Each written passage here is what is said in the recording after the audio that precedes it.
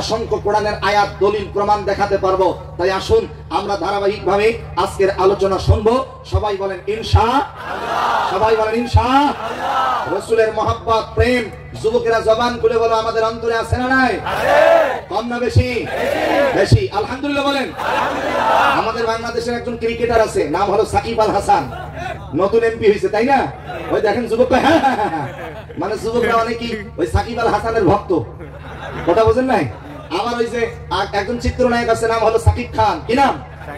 এরপরে ভারতের আরেকজন চিত্রনায়ক আছে শাহরুখ খান, আছে তো? আচ্ছা আচ্ছা। এরপরে যে ব্রাজিল আর্জেন্টিনা যে কিছুদিন আগে খেলা হলো, মেসি, ওই দেখেন বলতেছে মেসি। বসেন বসেন সবাই বসেন। যে ওখানে দুই একজন আছে ওনারা দেখতেছে বিষয়টা, ধরে বলেন জানা যাবে? আজকে এরকম দেখতেছেন বাংলাদেশে আজ থেকে কয়েক বছর আগে আমি মাহফিল করতেছি, মোনাজাত করব। এই মোনাজাতের ভিতরে একটা যুবক কাঁদতে কাঁদতে এত জোরে একটা বিকট আওয়াজ দিয়েছে, আল্লাহর বান্দা সেখানে শুয়ে পড়ছে, কথা বন্ধ। মোনাজাত শেষ করলাম, সবাই ঘিরে ধরছে। আল্লাহর বান্দা যুবক 30-33 বছর বয়স হবে, হাত নেড়ে দেখে মোনাজাতের ভিতরে কাঁদতে কাঁদতে অস্থির হয়ে গিয়েছে, সে সেখানেই ইন্তেকাল করেছে। ইন্না লিল্লাহি ওয়া ইন্না ইলাইহি রাজিউন। কার কখন মৃত্যু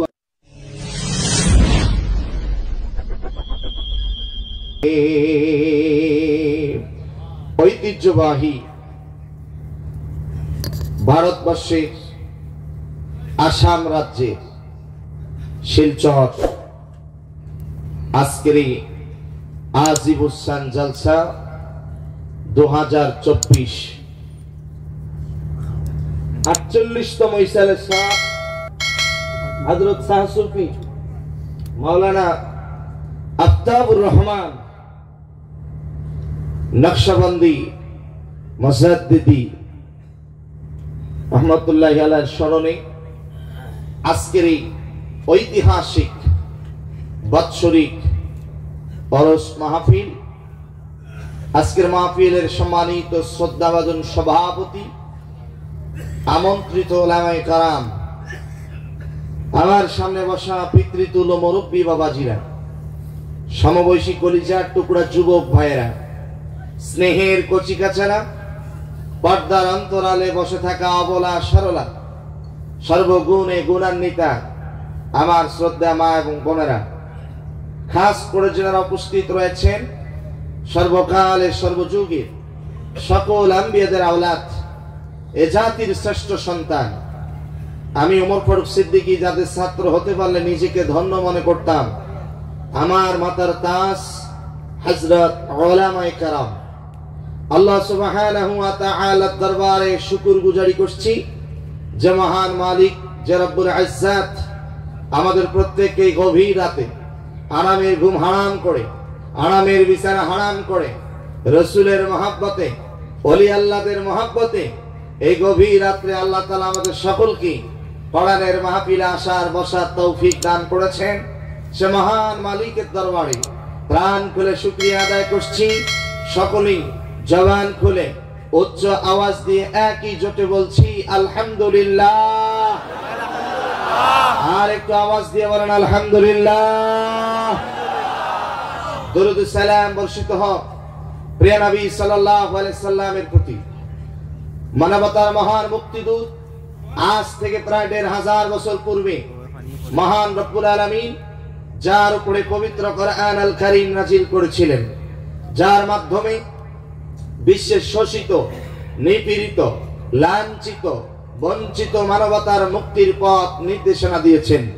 সাইয়্যিদুল মুরসালিন ওয়াস সাকালাইন, রহমতের নবী, নবীকুল শিরোনবী, নবীকুল সম্রাট, আকায়ে নামদার তাজদারে মদিনা, দুলালে আমিনা, বিশ্ব নবী, নবীদের সর্দার জনাবে মুহাম্মদুর রাসূলুল্লাহ সাল্লাল্লাহু আলাইহি সাল্লামের শানে সংক্ষিপ্ত ভাবে দিল থেকে মন থেকে দরুদ সালাম পাঠ করছি।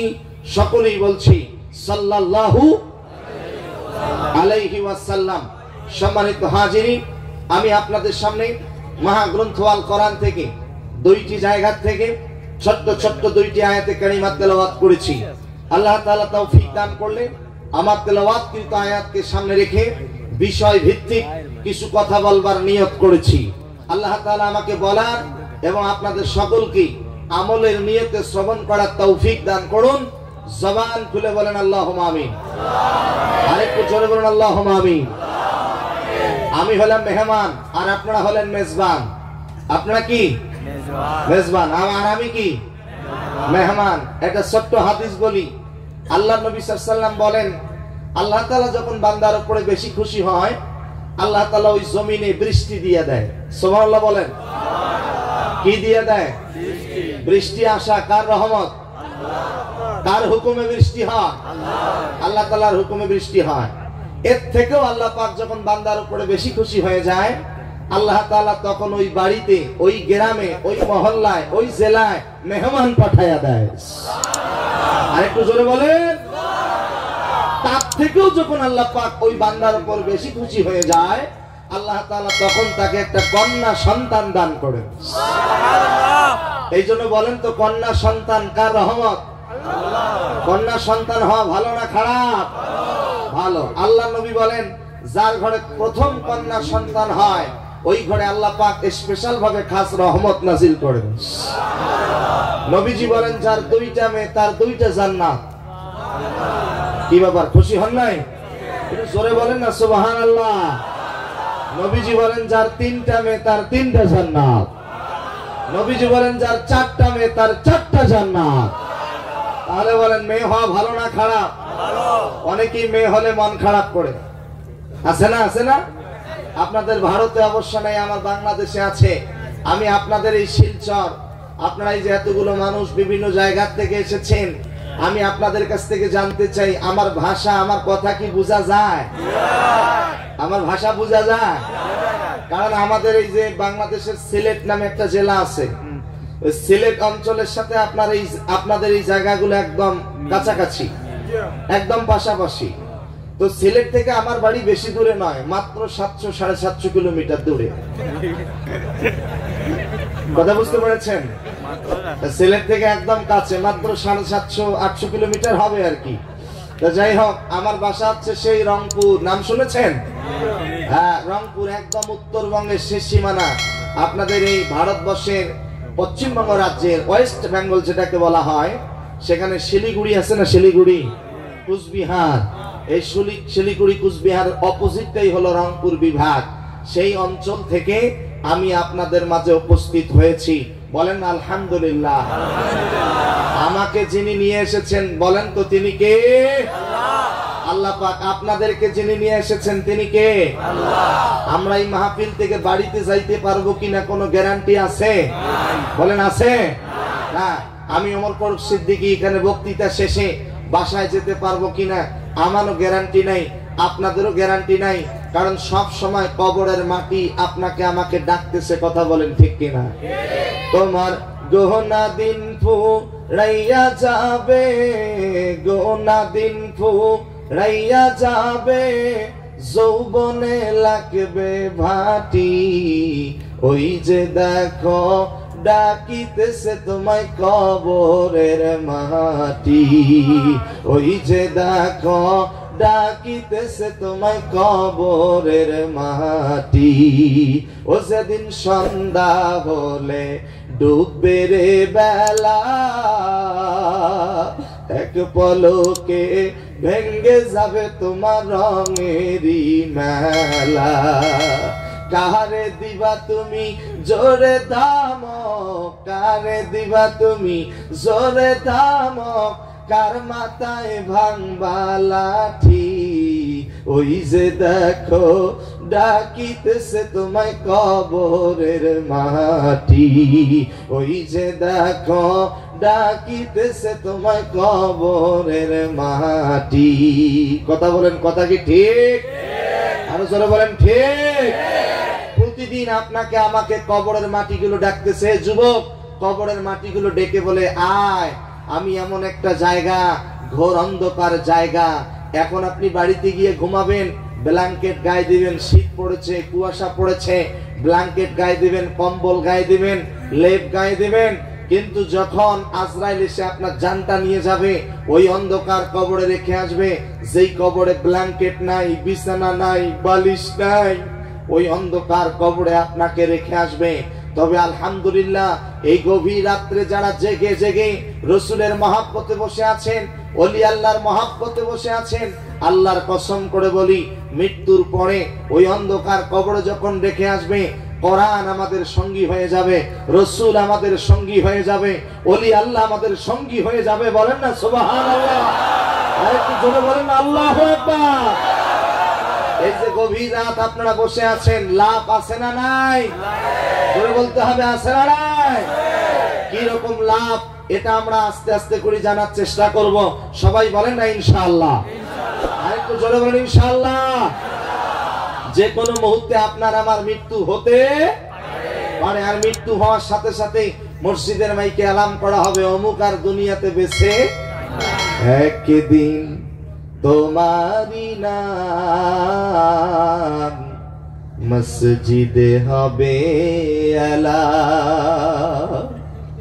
তৈরি থেকো, তৈরি রেখো কবরের মাল সামান,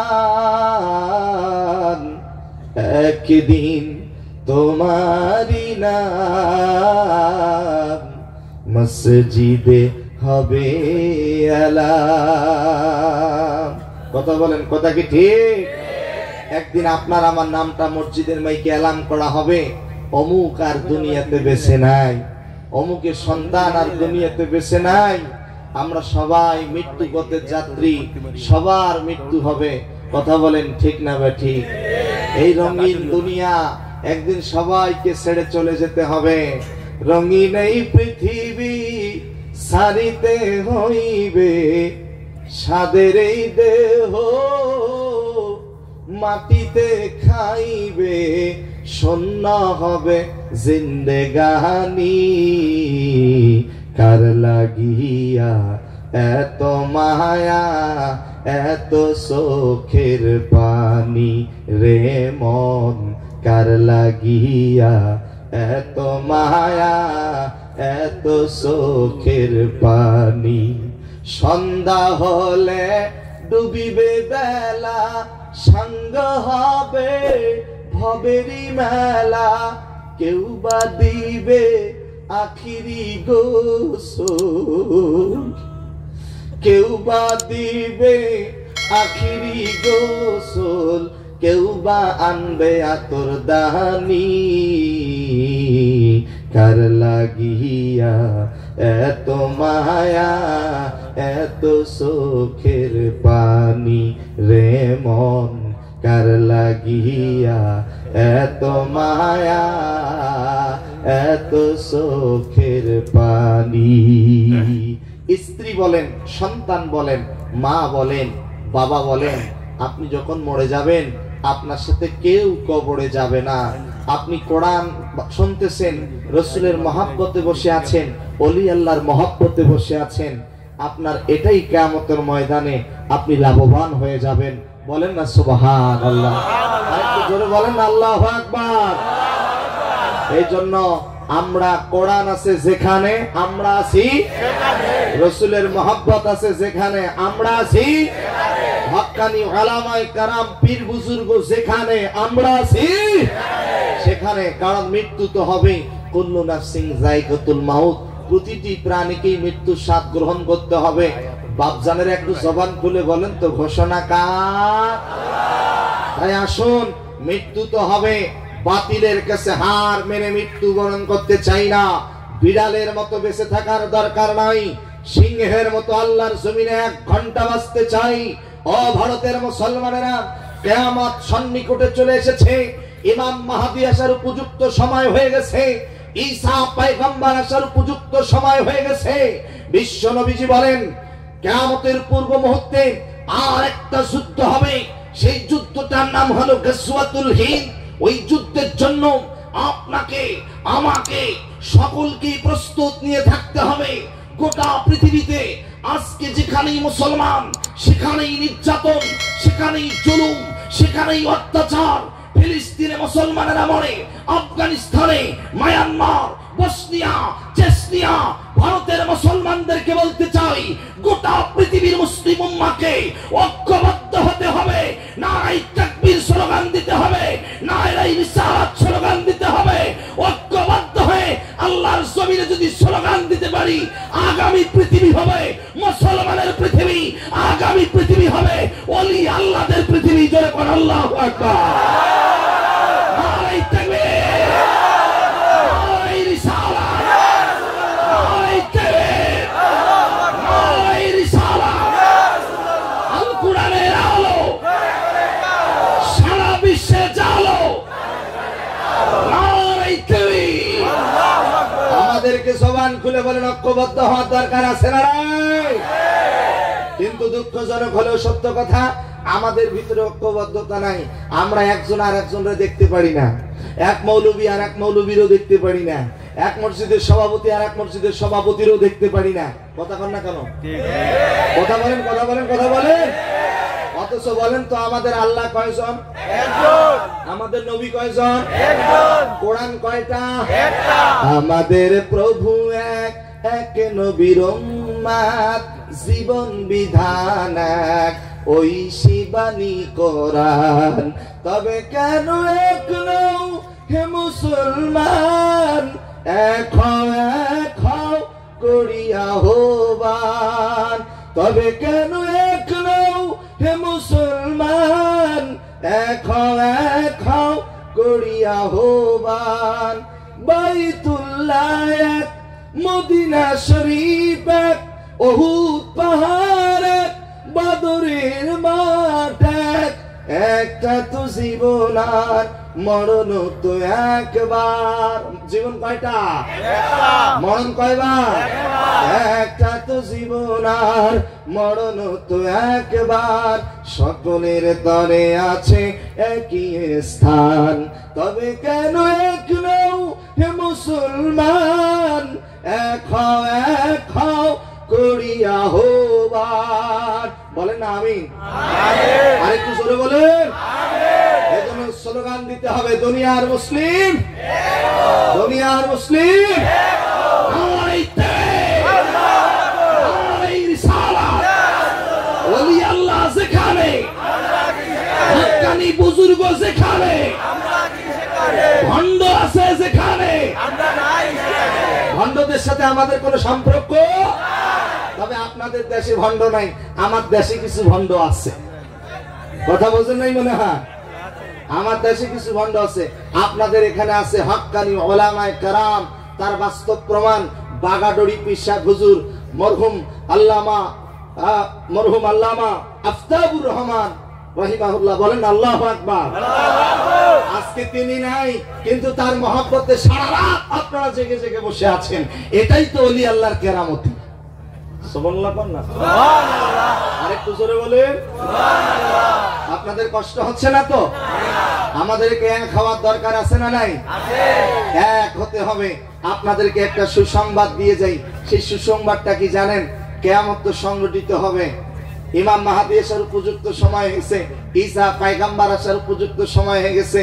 তবে সুসংবাদ হলো গোটা পৃথিবী ধ্বংস হওয়ার পূর্বে গোটা পৃথিবীতে কোরআনের আইন বাস্তবায়ন হবে। জোরে কোন সুবহানাল্লাহ। গোটা পৃথিবীর নেতৃত্ব দেবে আলেম ওলামা, হক্কানি বুজুর্গনে দিন। বলেন আল্লাহু আকবার। একটা নয়, দুইটা নয়, অসংখ্য কোরআনের আয়াত দলিল প্রমাণ দেখাতে পারবো। তাই আসুন আমরা ধারাবাহিকভাবে আজকের আলোচনা শুনবো। সবাই বলেন ইনশাআল্লাহ, সবাই বলেন ইনশাআল্লাহ। রাসূলের মহব্বত, প্রেম যুবকেরা জবান খুলে বলো আমাদের অন্তরে আছে না নাই? আছে। কম না বেশি? বেশি। আলহামদুলিল্লাহ বলেন আলহামদুলিল্লাহ। আমাদের বাংলাদেশের একজন ক্রিকেটার আছে, নাম হলো সাকিব আল হাসান। নতুন এমপি হয়েছে, তাই না? ওই দেখেন যুবক, হ্যাঁ মানে যুবকরা অনেকেই ওই সাকিব আল হাসানের ভক্ত। কথা বোঝেন নাই? আবার ওই যে একজন চিত্রনায়ক আছে, নাম হলো সাকিব খান। কি নাম? এরপরে ভারতে আরেকজন চিত্রনায়ক আছে শাহরুখ খান, আছে তো? আচ্ছা আচ্ছা। এরপরে যে ব্রাজিল আর্জেন্টিনা যে কিছুদিন আগে খেলা হলো, মেসি, ওই দেখেন বলতেছে মেসি, দেখছেন? আচ্ছা বলেন মেসি, নেইমার। আমার অনেক যুবকেরা দেখেন, এই যে আমি যেমন কোটি পড়েছি, কোট পড়েছি, ওরা গেঞ্জি পরে, টি শার্ট পরে, ওখানে লেখা থেকে আমি মেসির ভক্ত, আমি নেইমারের ভক্ত। আমি ওই সমস্ত যুবকদেরকে বলি খুব মনোযোগ। সাকিব আল হাসান, ক্রিকেটার সাকিব আল হাসান চিত্রনায়ক সাকিব খান, চিত্রনায়ক শাহরুখ খান, মেসি, নেইমার, তারা কখনো আমাদের মডেল হতে পারে না। আমাদের মডেল লাকাদ কানা লাকুম ফি রাসূলিল্লাহি উসওয়াতুন হাসানা। আমাদের মডেল বিশ্বনবী জনাবে মুহাম্মদুর রাসূলুল্লাহ সাল্লাল্লাহু আলাইহি সাল্লাম। নবীজি হচ্ছে আমাদের মডেল। চিৎকার দিয়ে জোরে বলুন না সুবহানাল্লাহ। আরেকটু জোরে বলুন আল্লাহু আকবার। আমাদের মডেল কখনো চিত্রনায়ক হতে পারে? শুনেন, নবীজি তো নাই, এখন আমরা কাকে মডেল হিসেবে গ্রহণ করব? আল উলামা ওয়ারাসাতুল আম্বিয়া। আলেম ওলামা যারা, তাদেরকে সম্মান করতে হবে, তাদেরকে মডেল হিসেবে গ্রহণ করতে হবে। যেমন রাসূল নাই, এখন কে আছে? আল্লামা পীর সাহেব মাবরুর আছেন। আমরা তাকে কি করব? মডেল হিসেবে গ্রহণ করব। ওলামায়ে কেরাম যারা আছে, তাদেরকে মডেল হিসেবে গ্রহণ করব। কোন চিত্রনায়ক, কোন ক্রিকেটার, কোন খেলোয়াড়, তারা আমাদের মডেল হতে পারে না। আমাদের মডেল বিশ্বনবী জনাবে মুহাম্মদুর রাসূলুল্লাহ সাল্লাল্লাহু আলাইহি সাল্লাম, যে নবীকে আল্লাহ তাআলা গোটা পৃথিবীবাসীর জন্য রহমত স্বরূপ পাঠিয়েছেন। চিৎকার দিয়ে জোরে কোন সুবহানাল্লাহ। আল্লাহ রাব্বুল আলামিন বলেন, মা আরসালনাকা ইল্লা রাহমাতাল লিল আলামিন।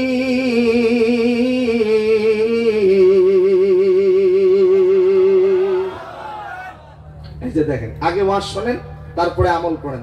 আল্লাহ নবী বলেন আলিফ লাম মিম, তিনটা অক্ষর। বলেন কয়টা? তিনটা। আমার কোন উম্মতের জবান থেকে যখন তিনটা অক্ষর উচ্চারণ হবে, আল্লাহর ফেরেশতারা তার আমলনামায় কমের পক্ষে 30টা নেকি দিয়ে দেবেন। আমি ওমর ফারুক সিদ্দিকী এখন এই গভীর রাত্রে যতবার কোরআন তেলাওয়াত করব, এক একটা অক্ষরের বিনিময়ে 10টা করে নেকি দিবেন কে? আল্লাহ। শিলচরের ভাইরা, আমার তেলাওয়াত শেষে আপনারা যদি আল্লাহু আকবার বলে আল্লাহকে খুশি করতে পারেন, আল্লাহ সুবহানাহু ওয়া তাআলা আমাদের প্রত্যেকের আমলনামায় সমপরিমাণ সওয়াব দিয়ে দেবেন। সুবহানাল্লাহ। এজন্য আপনারা আল্লাহু আকবার বলতে পারবেন না ইনশাআল্লাহ? সবাই একসাথে বলেন আল্লাহু আকবার। আল্লাহু আকবার। তাহলে একবার ট্রেনিং হয়ে যাক, দেখি পারেন কিনা। ওমা আরসালনাকা ইল্লা রাহমাতাল লিল আলামিন।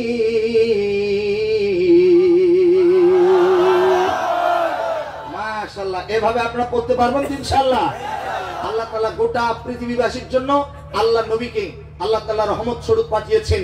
নবীজি কাফেরদের জন্য রহমত। Please come to my point. নবীজি কাফেরদের জন্য রহমত, নবীজি পশু পাখির জন্য রহমত, নবীজি গোটা পৃথিবীর মুসলমানদের জন্য রহমত, গোটা পৃথিবীর মানুষের জন্য রহমত। বলেন না সুবহানাল্লাহ। নবী শুধু রহমতের নবী নয়, নবী হচ্ছে বরকতের নবী। আল্লাহু আকবার বলেন। আপনার আমার নবী কেমন বরকতের নবী, কেমন রহমতের নবী, দিলের কান দিয়া মনের কান দিয়া শুনতে হবে। আপনাদের যদি জানা থাকে, একটু সকলেই জবান খুলে বলেন তো, নবীজির মায়ের নাম কি ছিল? আমিনা। জবান খুলে বলেন, নবীজির মায়ের নাম কি ছিল? নবীজির মায়ের নাম ছিল আমিনা। মা আমিনা বলেন, একটা সন্তান যখন মায়ের গর্ভে চলে আসে, সন্তানটা মায়ের পেটের মধ্যে যখন আস্তে আস্তে করে বড় হয়, মায়ের পেটটা স্বাভাবিক থেকে অস্বাভাবিক হয়ে যায়, বড় হয়ে যায়।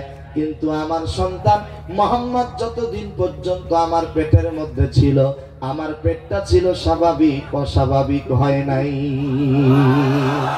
নবীজির মা আমিনা বলেন, আমি প্রচন্ড রোদের মধ্যে বের হলাম, রোদের তাপে মাথার ঘামগুলো জমিনে পড়ে, কিন্তু আমার সন্তান মুহাম্মদ যখন আমার গর্ভে চলে এসেছে, প্রচন্ড রোদের মধ্যে বের হলাম, লক্ষ্য করে দেখি আমি আমিনার মাথার উপরে আসমান থেকে কে যেন ছায়া বর্ষণ করতেছে। আরেকটু জোরে বলবেন না সুবহানাল্লাহ। নবীজি হচ্ছে রহমতের নবী, নবী হচ্ছে বরকতের নবী। ও শিলচরের মাইরা, জীবনে অনেক আলোচনা শুনেছেন, একটু দুই হাত জোর করে অনুরোধ করে বলি, আমার কথাগুলো একটু মনোযোগ দিয়ে শুনতে হবে। কারণ জীবনে আর কোনদিন দেখা হবে কিনা জানি না, এই দেখা জীবনের শেষ দেখা হতে পারে। এই মাহফিল আমার জীবনের শেষ মাহফিল হতে পারে।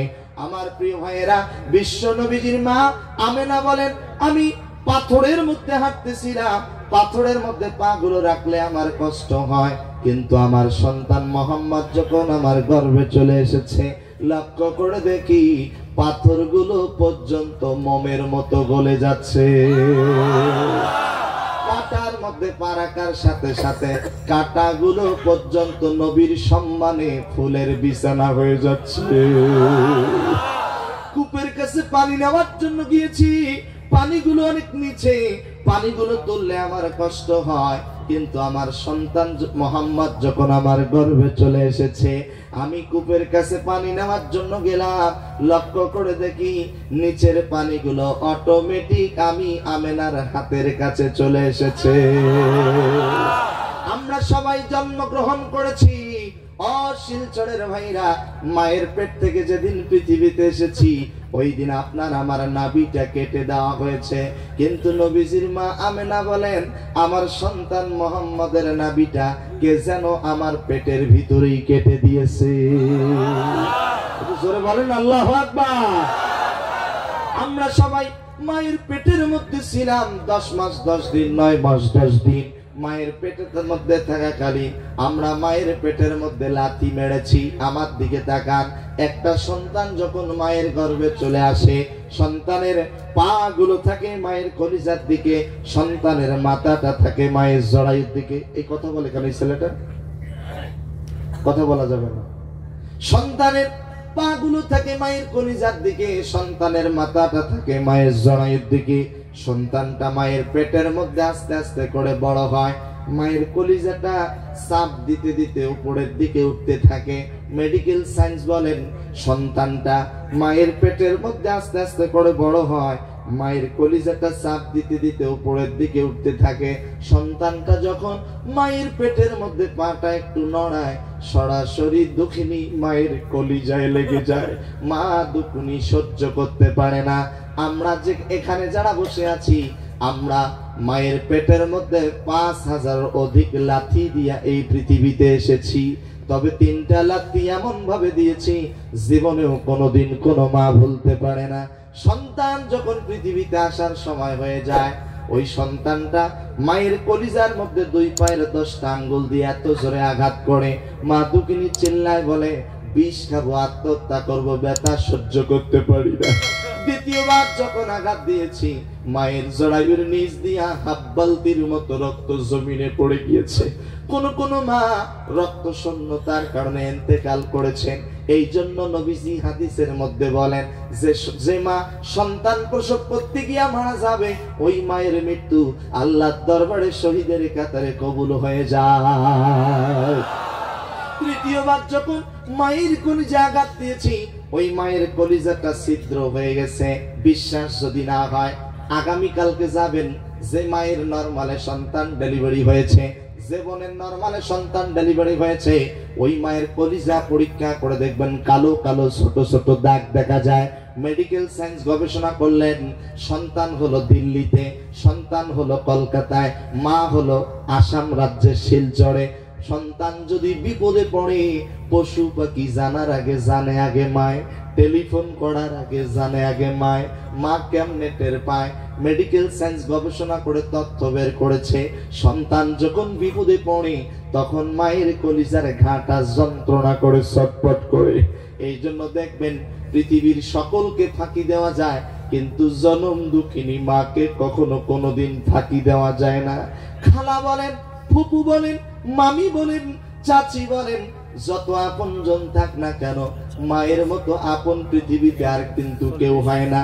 আমি যুবকদেরকে বলবো, যুবক মায়েরা, জীবনে আর কোনোদিন দেখা হবে কিনা জানি না, আলোচনার সূচনা লগ্নে 2 হাত জোর করে অনুরোধ করে বলবো, যাদের মা বেঁচে আছে মারে কষ্ট দিও না, যাদের বাবা বেঁচে আছে বাবারই কষ্ট দিও না।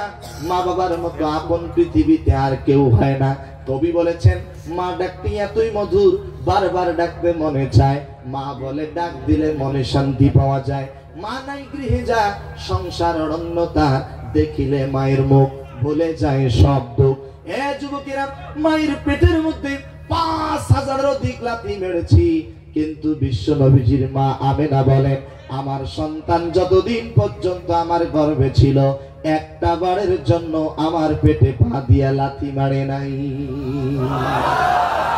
আরেকটু জোরে বলে, ওমা আরসালনাকা ইল্লা রাহমাতাল লিল আলামিন। নবী হচ্ছে রহমতের নবী, নবী হচ্ছে বরকতের নবী।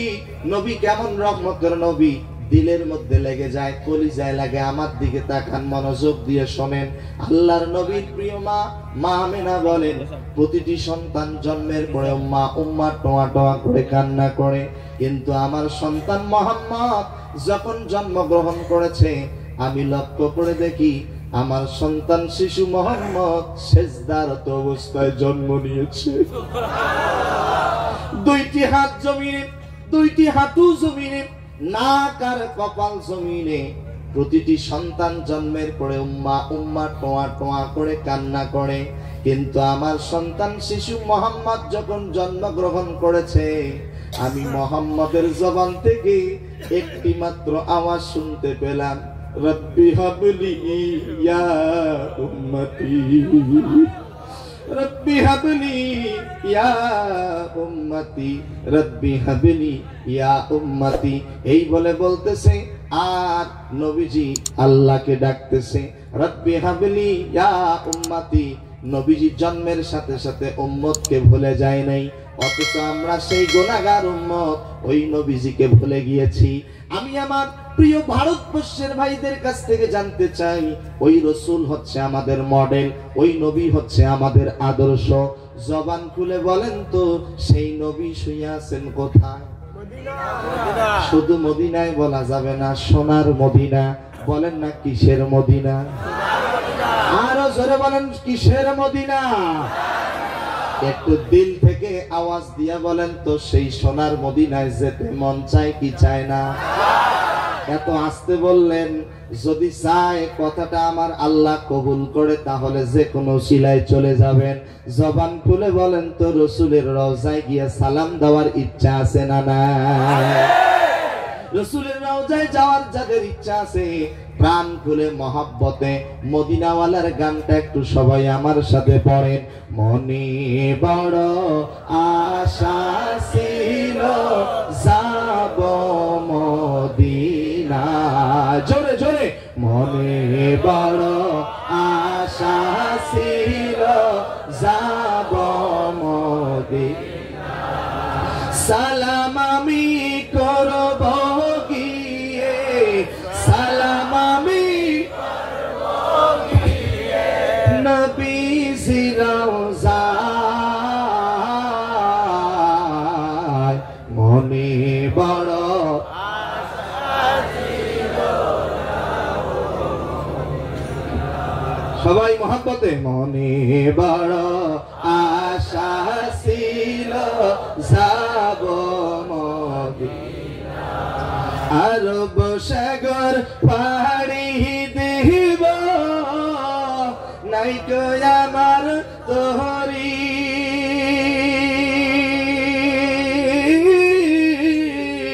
পাখা নাই তুড়ে যাব, ডানাতে ভর করি। আমার সহায় নাই, সম্বল নাই, করি কি উপায়?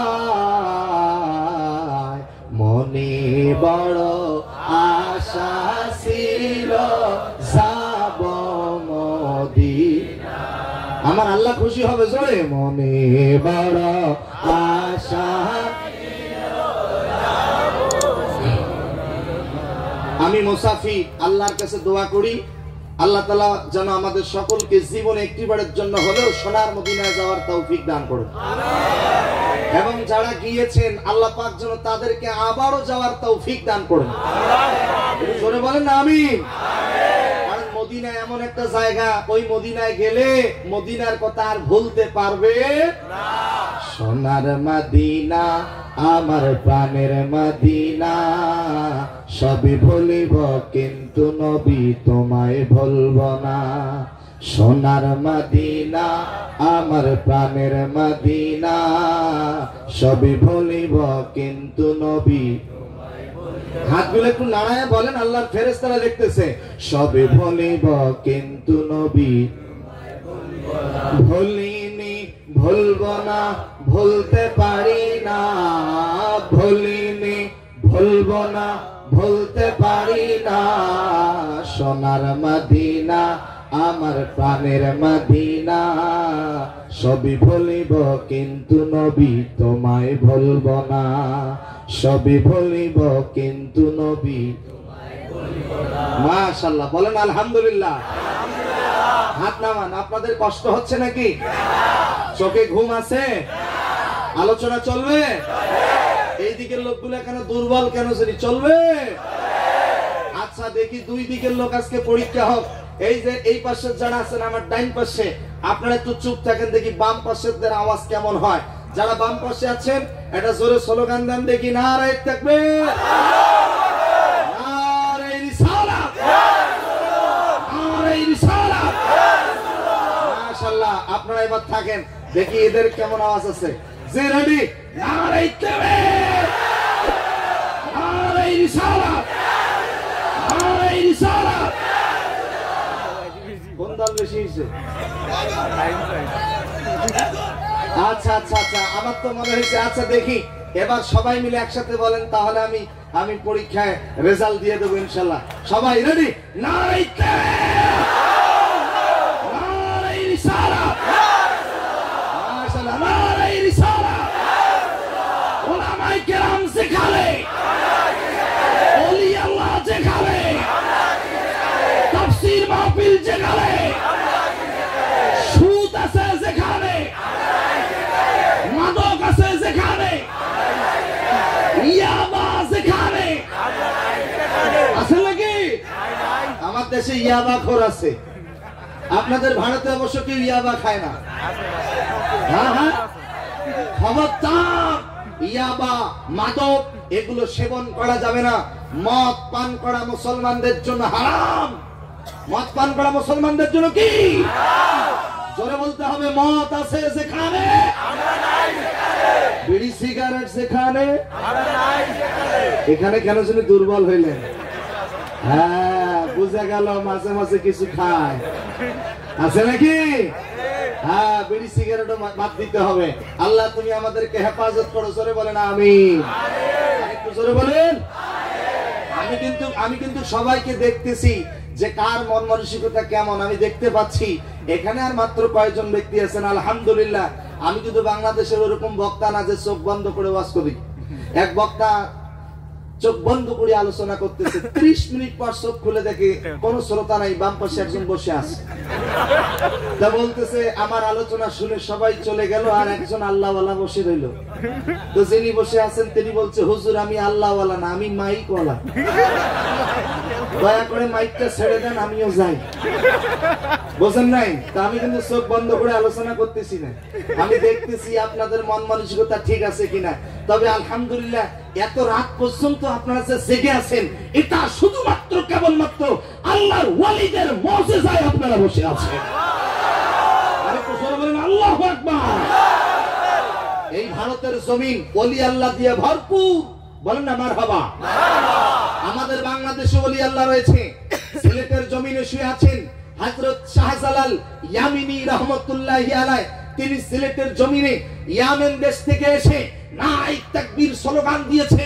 রাজা গৌর গোবিন্দর 14 গোষ্ঠী সাপ কইরা নারায়ে তাকবীর স্লোগান সিলেটের জমিনে প্রতিষ্ঠিত করেছেন। চিৎকার দিয়ে জোরে বলেন আল্লাহু আকবার। নারায়ে তাকবীর, এজন্য নারায়ে তাকবীর স্লোগান আছে যেখানে, আহলে সুন্নাত ওয়াল জামাত যেখানে, খন্ড আছে যেখানে, বলেন ইনশাআল্লাহ। এই কথাগুলো শুনলে মন খারাপ করবে তারা, ভণ্ড বাবা যারা কথা বলে না কেন, আল্লাহ তাদেরকে হেদায়েত দান করুন। একটু জোরে বলবেন না আমিন। আমার বাংলাদেশে কিছু ভণ্ড আছে, হ্যাঁ, এরা কি করে জানেন? জিকির করতে করতে গাছের আগানে উঠে বসে থাকে। তা আমি বললাম এই গাছের আগালে কেন? কয় এসকো উঠেছে। কথা বলছেন নাই? আর একদিন দেখি জিকির করতে করতে পুকুরের পানি নেমে আসছে, আর এসকো উঠে গেছে। আবার অনেকেই দেখবেন জিকির করতে করতে বাঁশের খুঁটি ধরে উপরে ওঠে। দেখেন না? আচ্ছা, দেখবেন যেই বাঁশের খুঁটিতে বিদ্যুতের তার নাই, ওই বাঁশের খুঁটি ধরে ওঠে। আর যেই খুঁটিতে বিদ্যুতের তার আছে ওটাতে ওঠে না, তাহলে বুঝে গেল আর জ্ঞান ঠিকই আছে। কথা বললেন না কেন? ভাই রে ভণ্ড। তবে আলহামদুলিল্লাহ আমার দেশটা আলহামদুলিল্লাহ কিছু কিছু ভণ্ড আছে, কিন্তু হক্কানি উলামায়ে কেরাম তারা দ্বীনের স্বার্থে, ইসলামের স্বার্থে সকল কিছু ত্যাগ করে তারা ইসলামের সাথে লেগে আছে, যাদের কারণে আমরা সঠিক ইসলামটা পেয়েছি। বলেন আলহামদুলিল্লাহ। আমার রংপুরে শুয়ে আছেন হযরত কারামত আলী জৈনপুরী রহমতুল্লাহি আলাইহ, বাগেরহাটে শুয়ে আছেন হযরত খানজান আলী রহমতুল্লাহি আলাইহ। অসংখ্য ওলি আল্লাহ বাংলাদেশের জমিনে রয়েছে। বিশেষ করে এই ভারত উপমহাদেশের মধ্যে এক সময় আমাদের আব্বা মারা কিভাবে কাপড় পরিধান করবে এগুলো জানতো না, এগুলো শিখিয়েছেন ওলি আল্লাহরা, এগুলো শিক্ষা দিয়েছেন ওলি আল্লাহরা, এগুলো শিখিয়েছেন মরহুম আফতাবুর রহমান রহমাতুল্লাহি আলাইহি। ঠিক কিনা বলেন? এগুলো তাদের কাছ থেকে আমরা শিখেছি। আমার প্রিয় ভাইরা, এই জন্য ওলি আল্লাহর সারা বিরোধিতা করে আমি তাদেরকে মোটেও সহ্য করতে পারি না। কারণ ওলি আল্লাহ প্রদত্ত, তাদেরকে আল্লাহ তাআলা জ্ঞান দেন। নবীজি যতদিন পৃথিবীতে ছিল ততদিন পর্যন্ত ওহীর দরজা খোলা ছিল। নবীজি নাই, কিন্তু ইলহামের দরজা কিয়ামত পর্যন্ত জারি থাকবে। যারা আল্লাহর ওলি হয়, যারা বুজুর্গ হয়, তারা তো আল্লাহর কাছ থেকে কিছু আদায় করে নিতে পারে।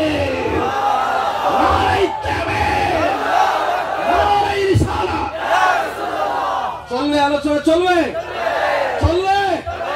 কতক্ষণ পর্যন্ত চলবে? কতক্ষণ?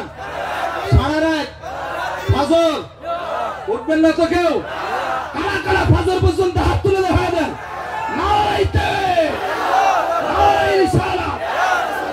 আমি কিন্তু হাত তুলিনি, আমি কিন্তু ফজর পর্যন্ত থাকবো এই কথা বলিনি, এই জন্য হাতও তুলিনি। আপনারা হাত তুলছেন, আপনারা থাকেন, আমার কোনো আপত্তি নেই। সবাই বলেন না আলহামদুলিল্লাহ। তবে হ্যাঁ, ফজরের নামাজ পড়ে মোনাজাত করব, এরপরে আরো আলোচনা হবে, তাই না? বিশ্বাস হুজুর আসবেন, তারপরে আমরা বিদায় নেব। বলেন ইনশাআল্লাহ। আরেকটু জোরে বলেন ইনশাআল্লাহ। ফজরের নামাজ এখানে পড়বো তো? কারা পড়বো না হাত তুলে দেখান। চাচা বোঝে নেই, হাত নামা। চাচা তালে হাত উঠেছে, মানে জোশে হাত উঠেছে। চাচা জোশ উঠে গেছে, কথা বলছেন নাই? বুঝে শুনে হাত তুলবেন। বলে না ইনশাআল্লাহ। আরেকটু জোরে বলেন ইনশাআল্লাহ। 5 ওয়াক্ত নামাজ পড়বো তো? 1 ওয়াক্ত না 5 ওয়াক্ত? সপ্তাহে 1 দিন না 7 দিন? বলে না ইনশাআল্লাহ।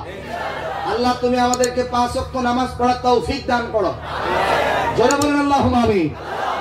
সম্মানিত ভাইরা আমার, তাহলে বলেন আমাদের মডেল, আমাদের আদর্শ বিশ্বনবী জনাবে মুহাম্মদ রাসূলুল্লাহ আল্লাহ নবী সাল্লাল্লাহু আলাইহি ওয়াসাল্লাম।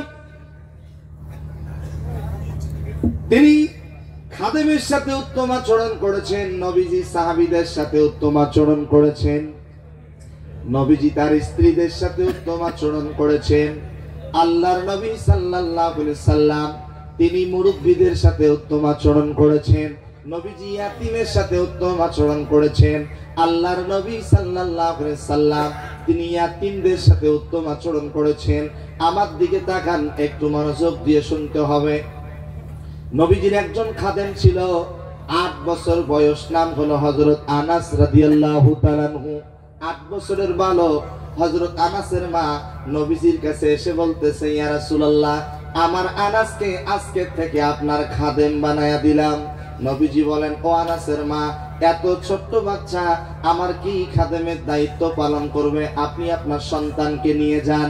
হযরত আনাসের মা কেঁদে কেঁদে বলেন, ইয়া রাসূলুল্লাহ, ইয়া হাবিবাল্লাহ, আমি বড় আশা নিয়ে আসছি আমার সন্তানকে আপনার খাদেম বানায়া দিব। আমার সন্তান বড় বড় কাজ করতে পারবে না, অন্ততপক্ষে অজুর পানি এনে দিতে পারবে, মেসওয়াক এনে দিতে পারবে, আপনার জুব্বা পাঞ্জাবি এনে দিতে পারবে। হযরত আনাসের মায়ের কথা শুনে নবীজি খুশি হয়ে গেলেন। নবীজি ডাক দিয়া বলেন, ও আনাসের মা, তুমি তোমার সন্তানকে রেখে যাও, আজকে থেকে তোমার সন্তানকে আমি আমার খাদেম হিসাবে নিযুক্ত করলাম। হযরত আনাসের মা তার সন্তানকে রেখে চলে গেলেন। আল্লাহর নবী শাম দেশের জুব্বাকে পছন্দ করতেন। আমার দিকে তাকান, আল্লাহর নবী হযরত আনাসকে ডাক দিয়া বলেন, আনাস, তুমি আমার শাম দেশের জুব্বাটা নিয়ে আসো। জুব্বা আনতে গেছে। মদিনার মাঠের মধ্যে ছোট ছোট বাচ্চাদের খেলার দৃশ্য দেখতে গিয়া হযরত আনাস জুব্বা আনতে ভুলে গিয়েছে। নবীজি অনেকক্ষণ অপেক্ষা, হযরত আনাস আসতেছে না। নবীজি কিছুক্ষণ পর ঘর থেকে বের হয়ে দেখে হযরত আনাস মদিনার মাঠের মধ্যে ছোট ছোট বাচ্চাদের খেলার দৃশ্য দেখতেছে। নবীজি হযরত আনাসের দিকে তাকায় একটা মুস্কি হেসে দিলেন। মুস্কি হাসার সাথে সাথে হযরত আনাসের মনে পড়ে গেল, আরে নবীজি আমাকে জুব্বা আনতে বলেছে, দেরি করে নাই, সঙ্গে সঙ্গে জুব্বা এনে নবীজির হাতে দিয়েছে। হযরত আনাস বলেন, আমি পরবর্তীতে নবীজির 10 বছর খেদমত করার সুযোগ পেয়েছি, কিন্তু নবীজি ওই দিন আমাকে মুস্কি হাসি দিয়া যে শাসনটা করেছিল, এই মুস্কি হাসির শাসন আমাকে আগামী 10 বছর মনে রেখেছে। নবীজি খাদেমের সাথে উত্তম আচরণ করেছেন, আল্লাহর নবী সাহাবীদের সাথে উত্তম আচরণ করেছেন। নবীজি সাহাবীদেরকে নিয়ে একসাথে খেজুর খায়। আমার দিকে তাকান, আল্লাহর নবীর পাশে বসেছে নবীজির জামাতা, নাম হলো হযরত আলী রাদিয়াল্লাহু তাআলা আনহু। নবীজি খেজুর খায়, আর খেজুরের আটিগুলো, খেজুরের বিচিগুলো নবীজি সামনে না রেখে হযরত আলীর সামনে রাখে। অন্যান্য সাহাবীরা খেজুর খায়, আটিগুলো সামনে রাখে। আল্লাহর নবী খেজুর খায়, আটিগুলো হযরত আলীর সামনে রাখে। খেজুর খাওয়া শেষ, এবার নবীজি ডাক দিয়া বলে, আমার সাহাবীরা দেখো, আল্লাহ তাআলা আমাকে একটা জামাই দিয়েছে, খাদক জামাই, খালি খায় আর খায়, সবার সামনে অল্প বেশি, আর আমার জামাই হযরত আলীর সামনে ডাবল বেশি। কতগুলো খেজুর খাইছে। হযরত আলী ডাক দিয়া বলে, ওগো আল্লাহর নবী, আমি এতক্ষণ থেকে খেজুর খেয়েছি, বিচিগুলো, আটিগুলো সামনে রেখেছি, আপনি তো আমার থেকেও বড় খাদক, এতক্ষণ থেকে খেজুর খেয়েছেন, একটা আটি বিচি আপনার সামনে নেই, আপনি আটি সহ খাইছেন। বলেন আল্লাহু আকবার। কত সুন্দর রসিকতা। নবীজি সাহাবীদের সাথে উত্তম আচরণ করেছেন, নবীজি স্ত্রীদের সাথে উত্তম আচরণ করেছেন। আমার দিকে তাকান, নবীজির 11 জন স্ত্রী ছিল, 2 জন দাসী ছিল। নবীজির স্ত্রীদের মাঝে একদিন ঝগড়া লেগেছে। জোরে বলেন তো কি লেগেছে? ঝগড়া লেগেছে। কি নিয়ে ঝগড়া সেটাও শোনার দরকার। ভালোবাসা নিয়ে। আম্মা জান আয়েশা বলেন, নবীজি আমাকে বেশি ভালোবাসেন। হাফসা বলেন, না না, নবীজি আমাকে বেশি ভালোবাসে। ভালোবাসা নিয়ে ঝগড়া শুরু হয়ে গিয়েছে। ঠিক ওই মুহূর্তে নবীজি ঘরের মধ্যে প্রবেশ করেছে। নবীজিকে ডাক দিয়া বলে, ইয়া রাসূলুল্লাহ, ইয়া হাবিবাল্লাহ, আপনি আপনার কোন স্ত্রীকে বেশি ভালোবাসেন, এই মুহূর্তে ফয়সালা দেন। নবীজি একটু হিকমত অবলম্বন করলেন। উদউ ইলা সাবিলি রাব্বিকা বিল হিকমা। নবীজি হিকমত অবলম্বন করে বলে, শোনো, আমি আমার কোন স্ত্রীকে বেশি ভালোবাসি এই ফয়সালা আমি এখন দেব না, আগামীকাল সকালবেলা দেব। রাত যখন গভীর হয়ে গেল, আল্লাহর নবী সেখান থেকে চলে গেল। রাত গভীর হয়ে গেল। নবীজি একটা খেজুরের ব্যাগ, খেজুরের পোটলা হাতের মধ্যে নিলেন। খেজুরের ব্যাগ হাতের মধ্যে নিয়ে প্রত্যেকটা স্ত্রীর ঘরে গেলেন। আম্মা জান আয়েশাকে ডেকে বলেন, আয়েশা, দরজাটা খুলে দাও। দরজা খুলে দিল। আম্মা জান আয়েশার হাতে 2টা খেজুর দিল। বলল, আয়েশা রে, ও আয়েশা, আমি তোমাকে 2টা খেজুর দিলাম, ওয়াদা দাও এই কথা কিন্তু কাউকে বলা যাবে না, এটা কিন্তু আমানত রাখতে হবে। বলে ঠিক আছে। এইভাবে নবীজি অন্য স্ত্রীর ঘরে চলে গেল, তার হাতেও 2টা খেজুর দিল, ওয়াদা নিল কেউ যেন কাউকে না বলে। আল্লাহর নবী এইভাবে প্রত্যেকটা স্ত্রীর ঘরে গিয়ে 2টা করে খেজুর দিলেন। পরদিন সকাল হয়ে গেল, নবীজির স্ত্রীগণ উপস্থিত, সবার মনে টেনশন, নবীজি এবার আসবে। নবীজি বলছে সকালবেলা অ্যানসার দিবে, না জানি নবীজি কার কথা বলে, খাদিজার কথা বলে না আয়েশার কথা বলে। সব স্ত্রীগুলো টেনশন করতেছে। প্রশ্ন করা হলো, ইয়া রাসূলুল্লাহ, আপনি তো সকালবেলা অ্যানসার দিতে চেয়েছেন, বলেন আপনি আপনার কোন স্ত্রীকে বেশি ভালোবাসেন? নবীজি ডাক দিয়া বলেন, ও আমার স্ত্রীগণ শোনো, গতকাল রাত্রে আমি যার ঘরে গিয়া 2টা খেজুর দিয়েছি তাকে আমি সব থেকে বেশি ভালোবাসি। এই কথা শোনার সাথে সাথে সবাই মাথা নিচু করে মুস্কি মুস্কি হাসে, কারো কথা কাউকে বলে না। সুবহানাল্লাহ বলবেন না? আরেকটু জোরে বলে, কারো কথা কাউকে, কেউ কারো কথা কাউকে বলে না, কারণ সবাই মুস্কি মুস্কি হাসে। নবীজি আমাকে 2টা খেজুর দিয়েছে, নবীজি আমাকে বেশি ভালোবাসে। এও মনে মনে হাসে, আমাকে নবীজি 2টা খেজুর দিয়েছে, আমার ভালোবাসে। কিন্তু নবীজি তো ওয়াদা নিয়েছে কারো কথা কাউকে বলা যাবে না। সবাই খুশি হয়ে গেল, নবীজি স্ত্রীদের সাথে উত্তম আচরণ করেছেন। চিৎকার দিয়া জোরে কন্যা সুবহানাল্লাহ। আরেকটু জোরে বলেন আল্লাহু আকবার। আম্মা জান আয়েশা সিদ্দিকা রাদিয়াল্লাহু তাআলা আনহা বলেন, আমি নবীজির সাথে 10 বছর সংসার করেছি। জবান খুলে বলেন কয় বছর? 10 বছর সংসার করেছি। 10 বছরের মাথায় একটা বারের জন্য আমি আমার নবীকে আগে সালাম দিতে পারি নাই। একটু জোরে বলবেন না সুবহানাল্লাহ। অর্থাৎ নবীজি স্ত্রীদেরকে সালাম দিয়েছে। রাসূলের আদর্শ যদি আপনার অন্তরে থেকে থাকে, আপনি আপনার বিবেককে প্রশ্ন করেন, আপনি আপনার স্ত্রীকে কয়দিন সালাম দিয়েছেন? স্ত্রীকে, সন্তানদেরকে যাকেই পাবেন আগে সালাম দিবেন। রাসূল বলেছেন আসসালামু ক্বাবলাল কালাম, আগে সালাম তারপরে কালাম। সালাম মানে শান্তি, কালাম মানে কথাবার্তা। আগে সালাম দিতে হবে, তারপরে কথাবার্তা বলতে হবে। কিন্তু অত্যন্ত দুঃখজনক হলো সত্য কথা, এখনকার সালামটা হয়ে গেছে স্টাইল, সুন্দর করে সালাম দেয় না, বলে আসসালামু আলাইকুম। আছে না? আছে না? এইভাবে সালাম দেওয়া যাবে না। একটু সবাই শুদ্ধভাবে বলেন আসসালামু আলাইকুম ওয়া রাহমাতুল্লাহি ওয়া বারাকাতুহু। জবান খুলে বলেন তো, সুন্দর করে সালাম দেওয়ার দরকার আছে না নাই? আরো জোরে বলেন। কোন স্বামী যদি বাড়িতে গিয়ে স্ত্রীকে সালাম দেয়, আর ডান হাতটা টেনে যদি মুসাফা করে, ইয়াগফিরুল্লাহু লানা ওয়া লাকুম, আল্লাহর নবী বলেন ওই স্বামী স্ত্রীর সগীরা গুনাহগুলো আল্লাহ তাআলা মাফ করে দেন। আর একটু জোরে বলেন সুবহানাল্লাহ। কার হাত ধরতে হবে? স্ত্রীর হাত ধরতে হবে। ভুল করে ফির অন্য কারো হাত ধরিয়ে না। হ্যাঁ, স্ত্রীর সাথে হাসি মশকরা করলেও সওয়াব, স্ত্রীর সাথে সময় কাটালে সওয়াব, স্ত্রীর সাথে গল্প করলে সওয়াব, স্ত্রীর সাথে একটু মজা করবেন সওয়াব। সুবহানাল্লাহ বলে সুবহানাল্লাহ। আর একটু জোরে বলে সুবহানাল্লাহ। আর আমার বাংলাদেশে একটু ভিন্ন, স্ত্রীর থেকে বেশি মহব্বত করে শালীকে। শালী বোঝেন তো? এই এলাকায় শালী বলে না কি বলে? হ্যাঁ, ভুল করে শালীর সাথে আবার মুসাফা করিয়েন না। আবার কয় শালীর সাথে ইয়ারকি করবো না, কার সাথে করবো না, শালীর সাথে ইয়ারকি করা যাবে না। স্ত্রীর সাথে ইয়ারকি করেন, মজা করেন, কিন্তু স্ত্রীর সাথে আপনি গল্প করবেন, তাও সওয়াব। বলেন না সুবহানাল্লাহ। স্ত্রীর দিকে তাকালেও সওয়াব। স্ত্রী যদি আপনার দিকে তাকায়, শোনেন মা বোনেরা যারা আমার কথা শুনতেছেন, একটু মনোযোগ দিয়ে শোনেন।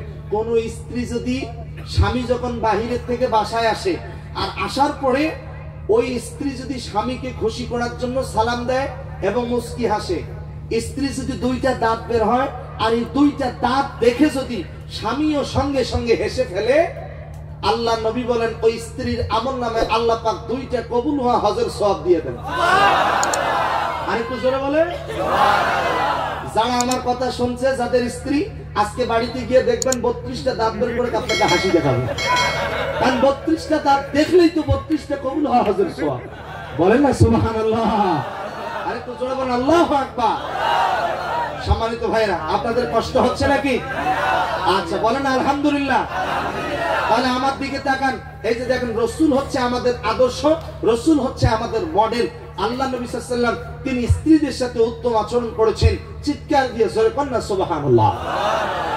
আমার প্রিয় ভাইরা, খুব মনোযোগ। আল্লাহ নবী সাল্লাল্লাহু আলাইহি ওয়াসাল্লাম তিনি ইয়াতীমদের সাথে উত্তম আচরণ করেছেন। নবীজি তিনিও ছিলেন একদম ইয়াতীম নবী। জন্মের পূর্বে তার বাবাকে হারিয়েছে, জন্মের কিছুদিন পরেই তার গর্ভধারিণী মাকে হারিয়েছে।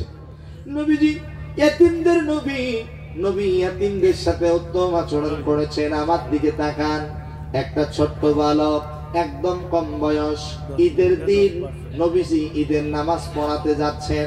রাস্তার মধ্যে দেখেন একটা ছোট্ট বাচ্চা হাউমাউ করে কান্না করতেছে। ডাক দিয়া বলে, বাবা, ও বাবা, তুমি কাঁদো কেন? এখানে কেন একাই বসে আছো আজকে ঈদের দিনে? ছোট বাচ্চাটা কেঁদে কেঁদে বলেন, আমি কাঁদতেছি এই কারণে, আমি আমার মনের কথাগুলো আমি আমার রাসূলকে বলবো, আমার নবীকে বলবো। নবীকে ছাড়া এই কথাগুলো আমি কাউকে বলবো না, আমার নবীকে কথাগুলো বলবো। আল্লাহর নবী ডাক দিয়া বলে, বাবারে, তুমি যেই নবীকে খুঁজতেছো আমি হইলাম সেই নবী, বলো রে বাবা তুমি কি বলবা? নবীজি এই কথা বলার সাথে সাথে ছোট্ট বাচ্চাটা ডাক দিয়া বলে, আপনি সেই রাহমাতাল লিল আলামিন নবী, তাহলে আপনাকে বলা যাবে আমার মা আমার বাবা ছিল, কিন্তু কিছুদিন আগে আমার বাবা ইন্তেকাল করেছে। আমার বাবা ইন্তেকালের পরে আমার মায়ের অন্য আরেক জায়গায় বিবাহ হয়েছে। আমার আরেকজন বাবা আছে, ওই বাবা আমাকে মেনে নেয় না। তখন আমার মা আমাকে বলল, বাবারে, তুমি যে তুই ইয়াতীম, তোমার মনের দুঃখ ওই ইয়াতীম নবী ছাড়া কেউ বুঝবে না রে বাবা। তুমি সেই ইয়াতীম নবীর কাছে চলে যাও, ওই নবী তোমাকে একটা রাস্তা দেখায় দিবে। আমি এই জন্য আপনার কাছে এসেছি ইয়া রাসূলুল্লাহ, ইয়া হাবিবাল্লাহ। আমি এখন কি করব? আপনি তো ইয়াতীম নবী, আমিও তো ইয়াতীম, কি করব? আল্লাহর নবী সঙ্গে সঙ্গে তাকে কোলের মধ্যে তুলে নিলেন। ঈদের দিন ঈদের মাঠে না গিয়া সঙ্গে সঙ্গে চলে গেলেন বাড়িতে। আম্মা জান আয়েশার দরজায় নক করলেন। আম্মা জান আয়েশা দরজা খুলে দিল। ডাক দিয়া বলে, আয়েশা রে, ও আয়েশা, তোমার জন্য উপহার নিয়ে আসছি, গিফট নিয়ে আসছি। দরজা খুলে দেখে নবীর কোলের মধ্যে একটা ছোট্ট সন্তান। ডাক দিয়া বলে, আয়েশা রে, এই সন্তানটা আজকে থেকে তোমাকে মা বলে ডাকবে আর আমাকে বাবা বলে ডাকবে। নবীজি ইয়াতীমদের সাথে উত্তম আচরণ করেছেন। নবীজি মুরব্বিদের সাথে উত্তম আচরণ করেছেন। নবীজি মুরব্বিদের সাথে কেমন আচরণ করেছেন আমার দিকে তাকান, আশ্চর্য হয়ে যাবেন। কাবা ঘরের মধ্যে একটা জান্নাতি পাথর আছে, যদি নাম জানা থাকে বলেন তো পাথরটার নাম কি? হজরে আসওয়াদ। বলেন না, হজরে আসওয়াদ নাম শুনছেন তো? আলহামদুলিল্লাহ, আল্লাহ তাআলা এই ঠোঁট দিয়ে আমাকে ওই জান্নাতি পাথর চুমু খাওয়ার তৌফিক দান করেছেন। বলেন আলহামদুলিল্লাহ। আমি এই ঠোঁট দিয়ে জান্নাতি পাথর চুমু খেয়ে এসেছি। এমনকি আমার গর্ভধারিণী মাকে নিয়ে গিয়েছিলাম, আমার মা আমার আগেই জান্নাতি পাথর চুমু খেয়েছে। আসলে সবার দ্বারা জান্নাতি পাথর চুমু খাওয়া সম্ভব নয়। আল্লাহ যাদেরকে কবুল করেন তারাই জান্নাতি পাথর চুমু খেতে পারে। বলেন না সুবহানাল্লাহ। আরেকটু জোরে বলেন আল্লাহু আকবার। আমার প্রিয় ভাইরা, আপনাদের কাছ থেকে জানতে চাই, একটু জবান খুলে বলেন তো, ওই জান্নাতি পাথরে আপনাদের এই ঠোঁট দিয়ে চুমু খাওয়ার আশা আছে না নাই? এত আস্তে বললেন, জোরে বলেন আছে না নাই? আল্লাহ তুমি কবুল করো। একটু জোরে বলবেন না আল্লাহুম্মা আমিন। শুনেন, এই দেখেন, তিনটা জিনিসের দিকে যত তাকাবেন আল্লাহ আপনার আমার জীবনের গুনাহ মাফ করে দিবেন। আর একটু জোরে বলেন সুবহানাল্লাহ। এই দেখেন, এক নাম্বার, আপনি কোরআন পড়তে পারেন না, কিন্তু বাড়িতে গিয়ে ওযু করে কোরআনটা বের করে কোরআন এরকম করে দেখবেন, আয়াতগুলো অক্ষরগুলো আয়াতগুলোর দিকে যত তাকাবেন আল্লাহ তত জীবনের গুনাহ মাফ করে দিবেন সুবহানাল্লাহ। এই দেখেন, নাম্বার 2, খুব মনোযোগ, আপনার মা বেঁচে আছে, আপনার বাবা বেঁচে আছে, আপনি আপনার মা বাবাকে সালাম দিয়া আপনি আপনার মা বাবার দিকে নেক নজরে তাকায় থাকবেন। একবার নেক নজরে তাকাবেন, আল্লাহর নবী বলেন একটা কবুল হওয়া হজের সব আল্লাহ পাক তার আমলনামায় দিয়ে দেবেন সুবহানাল্লাহ। একজন সাহাবী প্রশ্ন করলেন, ইয়া রাসূলুল্লাহ, কেউ যদি তার আব্বা আম্মার দিকে 100 বার নেক নজরে তাকায়, আল্লাহর নবী বলেন 100 কবুল হওয়া হজের সব আল্লাহ পাক তার আমলনামায় দিয়ে দেবেন সুবহানাল্লাহ। আরেকটু জোরে বলবেন না সুবহানাল্লাহ। এই জন্য 2 হাত জোর করে অনুরোধ করে বলি, আজকের মাহফিলে আল্লাহর ফেরেশতারা ভিডিও করে নিচ্ছে, এই গভীর রাত্রে বসে আছেন, কার কার মা মারা গিয়েছে একটু ডান হাতগুলো তুলে আল্লাহর ফেরেশতাদেরকে দেখায় দেন দেখি, কার কার মা মারা গিয়েছে। এই ওলির মাজার এখানে রয়েছে, বুজুর্গানের দিন এখানে রয়েছে। আমি দোয়া করি আল্লাহ তাআলা যাদের মা কবরে গেছে আজকের এই মাহফিলের উসিলায় মায়ের কবরের আযাব মাফ করে দিন। একটু জোরে বলেন আল্লাহুম্মা আমিন। হাত নামান। যাদের বাবা কবরে গেছে তারা হাত তোলেন। আমার বাবা নেই, আমি হাত তুলেছি। আয় আল্লাহ আমাদের বাবা যাদের কবরে চলে গেছে আজকের এই অলির মাজার এর মাহফিলে এসেছি, আল্লাহ আমাদের বাবার কবরের আযাব তুমি মাফ করে দাও, আমাদের বাবার কবরগুলিকে তুমি জান্নাতের বাগান হিসেবে কবুল করো। জোরে বলেন আল্লাহুম্মা আমিন। জি, হাত নামান, জবান করে বলেন তো আব্বা আম্মার জন্য দোয়া করার দরকার আছে না নাই? আছে। এই দেখেন নাম্বার 3, যে জিনিসের দিকে তাকালেই সওয়াব। নাম্বার 3, যারা কাবা ঘর গিয়েছেন, হজে গিয়েছেন, কাবা ঘর গিলাফের দিকে যত তাকাবেন আল্লাহ ততই জীবনের গুনাহ মাফ করে দিবেন। সুবহানাল্লাহ। আর একটু জোরে বলেন সুবহানাল্লাহ। আর কাবা ঘরের গিলাফের মধ্যে একটা দোয়া সবথেকে বেশি লেখা আছে, যারা গিয়েছেন দেখেছেন। সেই দোয়াটা কি জানেন? খুব মনোযোগ। কাবা ঘরের গিলাফের মধ্যে এই যে কালো কাপড়টা আছে না, গিলাফটা আছে না, ওই গিলাফের মধ্যে লেখা আছে সুবহানাল্লাহি ওয়া বিহামদিহি সুবহানাল্লাহিল আযীম। সবাই পড়েন সুবহানাল্লাহি ওয়া বিহামদিহি সুবহানাল্লাহিল আযীম সুবহানাল্লাহি ওয়া বিহামদিহি সুবহানাল্লাহিল আযীম। আর একটা দোয়া বেশি বেশি করে লেখা আছে, সেটা আর কিছু নয়, সেটা হচ্ছে কালিমায়ে তাইয়্যিবা লা ইলাহা ইল্লাল্লাহ। জোরে লা ইলাহা ইল্লাল্লাহ লা ইলাহা ইল্লাল্লাহ। জোরে লা ইলাহা, জোরে লা ইলাহা ইল্লাল্লাহ সুবহানাল্লাহ আলহামদুলিল্লাহ লা ইলাহা ইল্লাল্লাহ। জোরে লা ইলাহা ইল্লাল্লাহ সুবহানাল্লাহ আলহামদুলিল্লাহ লা ইলাহা ইল্লাল্লাহ। তুমি বাঁচাও, তুমি মারো, অবিরত ক্ষমা করো, ধরার যে জন তাকেই ধরো, তোমার মুঠোয় সবই আল্লাহ সুবহানাল্লাহ আলহামদুলিল্লাহ লা ইলাহা ইল্লাল্লাহ।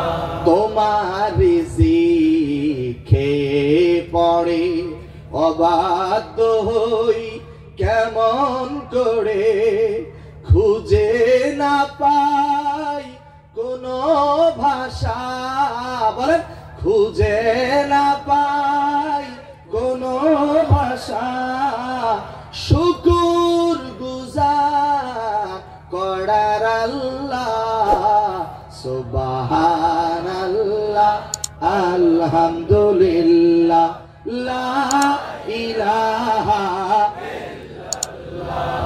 তোমার দয়ায় মোদের ধারা সারা জাহান তোমার গড়া, বলেন সারা জাহান কার গড়া?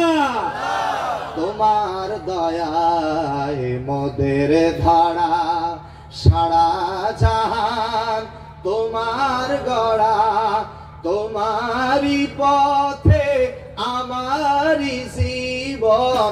দুইটা হাত তোলেন আর আমার সাথে জবান ছেড়ে দিয়ে আল্লাহকে বলেন তোমারই পথে আমারই জীবন। জোরে তোমারই পথে আমারই জীবন, কবুল করো ও গো আল্লাহ, কবুল করো ও গো আল্লাহ, কবুল করো ও গো আল্লাহ সুবহানাল্লাহ আলহামদুলিল্লাহ লা ইলাহা ইল্লাল্লাহ সুবহানাল্লাহ আলহামদুলিল্লাহ লা ইলাহা ইল্লাল্লাহ। তোমারই পথে আমাদের জীবন, জোরে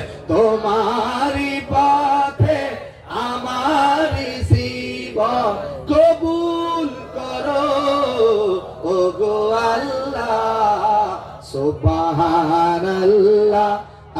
আলহামদুলিল্লাহ লা ইলাহা ইল্লাল্লাহ মুহাম্মাদুর রাসূলুল্লাহ। সকলে বলুন সাল্লাল্লাহু আলাইহি ওয়াসাল্লাম। সম্মানিত ভাইরা আমার, তাহলে বলেন ওই যে কাবার গিলাপের মধ্যে সবথেকে বেশি লেখা আছে কালিমায়ে তাইয়্যিবা এবং কি দোয়া সুবহানাল্লাহি ওয়া বিহামদিহি সুবহানাল্লাহিল আসিম। একটু চিৎকার দিয়ে জোরে বলবেন আল্লাহু আকবার। আর একটু জোরে বলেন আল্লাহু আকবার। তাই আসুন আমরা রাসূলের মহব্বতে প্রেমে মাতোয়ারা হয়ে আমি আরেকটি আয়াতে কারিমা তেলাওয়াত করেছি সূরা আল ইমরান আয়াত নাম্বার 31। যারা পারেন আমার সাথে পড়েন বিসমিল্লাহির রাহমানির রাহিম। কুল ইন কুনতুম তুহিব্বুনাল্লাহ ফাত্তাবিউনি ইউহিব্বুকুমুল্লাহ ওয়া ইয়াগফির লাকুম যুনুবাকুম আল্লাহু গফুরুর রহিম। আপনারা ভুলে গেছেন মনে হয়, একটু জোরে বলেন আল্লাহু আকবার। আমি কি শেষ করব? দুর্বল হলেন কেন? শেষ করব? আলোচনা চলবে? তাহলে একটু জোরে বলেন তো, চলবে চলবে এত আস্তে? আরে হাত গুলো ঝাঁকি দিয়ে জোরে, চলবে চলবে। আমি কি বলি আপনারা শুধু বলবেন চলবে চলবে। পারবেন না ইনশাআল্লাহ? জি, চলবে চলবে। আজকের মাহফিল তাফসীর মাহফিল ওরস মাহফিল বাগাডরির মাহফিল আসামের মাহফিল এই ভারতের মাহফিল সূর্য যত দিন উঠবে বাগাডরির মাহফিল বাগাডরির মাহফিল বলেন ইনশাআল্লাহ। মাশাআল্লাহ বলেন আলহামদুলিল্লাহ। এত রাত পর্যন্ত দেখছেন, তাদের জোশ কি? বলেন আলহামদুলিল্লাহ। কষ্ট হচ্ছে নাকি? বলেন আল্লাহু আকবার। একটা আকাশ বাতাস মুখরিত করে জবান ছেড়ে দিয়ে একটা নারা দিয়ে দেন, নারায়ে তাকবীর, নারায়ে রিসালাত, নারায়ে রিসালাত। দেখছেন যুবকদের কি প্রেম ভালোবাসা। আমার তো মনে হয় আগামী দিনে ইসলামের গণজোয়ার যদি শুরু হয়, আগামী দিনে ইসলাম বিজয়ের যদি সূচনা শুরু হয়, তাহলে এই বাগাডরি থেকেই ইসলাম বিজয়ের সূচনা শুরু হবে। বলেন ইনশাআল্লাহ। আল্লাহ তুমি কবুল করো। জোরে বলেন আল্লাহুম্মা আমিন। জি আলহামদুলিল্লাহ। এই যে মাঝে মাঝে দুই একজন ভাই কই উঠে কই যায়, এই যে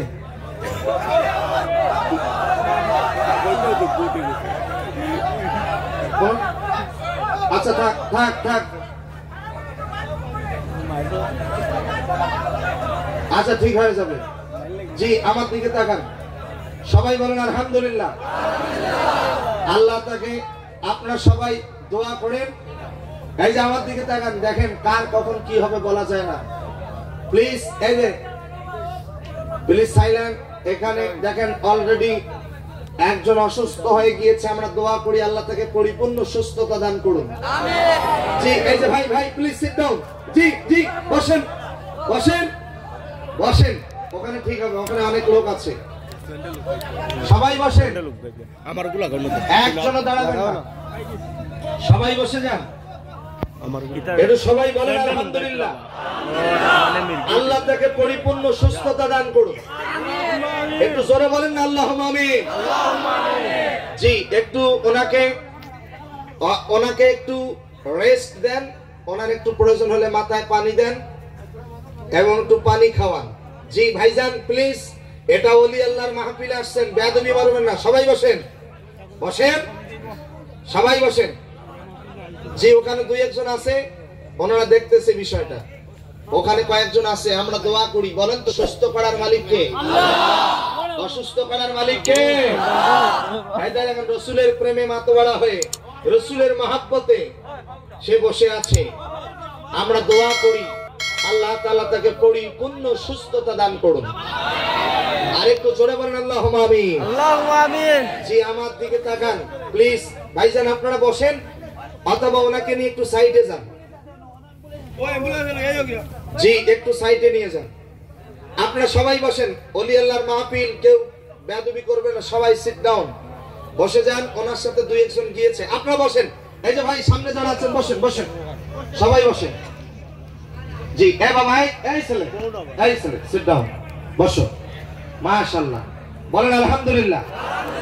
এই যে আমার দিকে তাকান please, come to my point, মনোযোগ দিয়ে শুনি। রসুলের প্রেম মাহাব্বত ভালোবাসা নিয়ে আমরা সূরা আল ইমরানের 31 নম্বর আয়াত থেকে কিছু আলোচনা শুনবো। সবাই বলি ইনশাআল্লাহ। আমার দিকে তাকায় একটু জোরে বলেন ইনশাআল্লাহ। আল্লাহ তাআলা বলেন, কুল ইন কুনতুম তুহিব্বুনাল্লাহ ফাত্তাবিউনি ইউহিব্বুকুমুল্লাহ।